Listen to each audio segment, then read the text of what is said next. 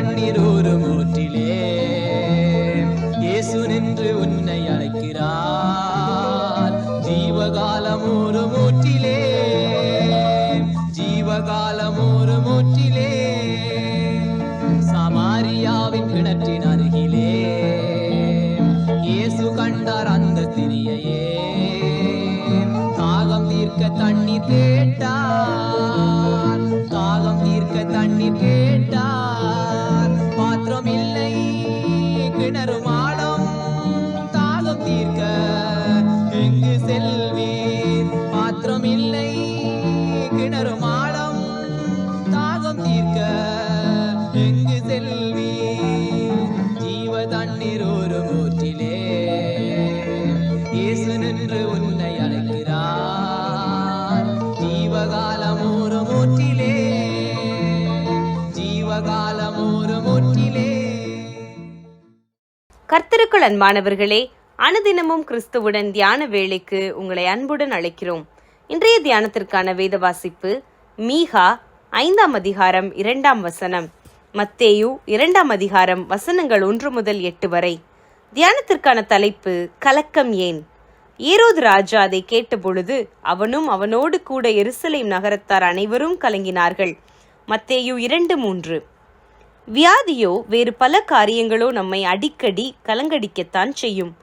கர்த்தர் நம்மோடு இருக்கிறார் என்ற தைரியம் இருந்தாலும் அவ்வப்போது நாம் கலங்கத்தான் செய்கிறோம்.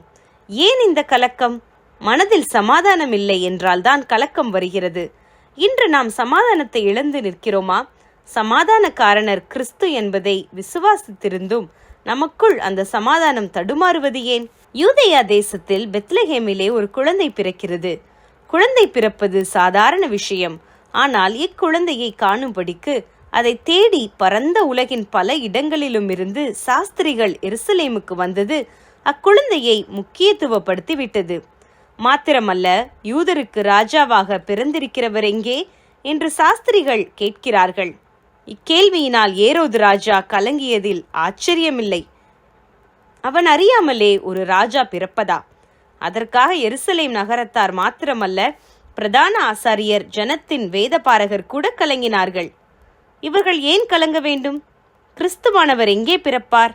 அவர் யார் என்பதெல்லாவற்றையும் அவர்கள் அறிந்திருந்தார்கள்.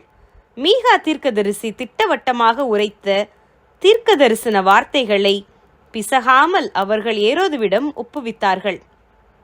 இப்படி இருக்க இவர்களுக்கு ஏன் கலக்கம்? இவரே சமாதான காரணர் என்று மீகா தீர்க்கமாக உரைத்திருக்க அந்த காரணரின் பிறப்பால் இவர்கள் கலக்கமடைந்தது ஏன்? ஆம், இவர்களுடைய அறிவுக்கு எட்டியதை இவர்களால் ஏற்றுக்கொள்ள முடியவில்லை. இன்று நமது கலக்கம் எப்படிப்பட்டது? இயேசுவின் பிறப்பை கொண்டாடுவதில் தீவிரம் காட்டுகின்ற நாம், ஒன்று, இன்னமும் சமாதான காரணரை ஒரு தரமேனும் அறியாமலேயே தினமும் மாண்டு கொண்டிருக்கும் ஏராளமான மக்களை குறித்து கலக்கமடையாமல் நமது சொந்த காரியங்களை குறித்தும் கொண்டாட்டங்களை குறித்தும் கலங்குவது என்ன?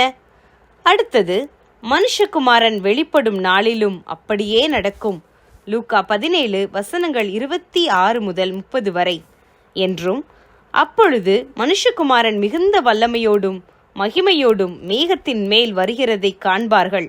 லூக்கா 21ஆம் அதிகாரம் வசனங்கள் 7 முதல் 27 வரை என்றும், கர்த்தரே தமது 2வது வருகையை குறித்து ஆணித்தரமாக கூறியிருக்க இதற்காக தீவிரமாக உழைப்பதை விட்டுவிட்டார்களாக. நாளை மாறிப்போகும் வீண் காரியங்களை குறித்து கலக்கமடைவது ஏன்? அவரது 2ஆம் வருகையை குறித்து சிந்திப்போம். ஜெபம் செய்வோமா? அன்பின் பிதாவே, இன்னமும் ஒரு முறை கூட சுவிசேஷத்தை கேள்விப்பட்டிராத மக்களை குறித்த ஆத்தும பாரத்தை எங்களுக்கு தந்தருளும். ஆமேன்.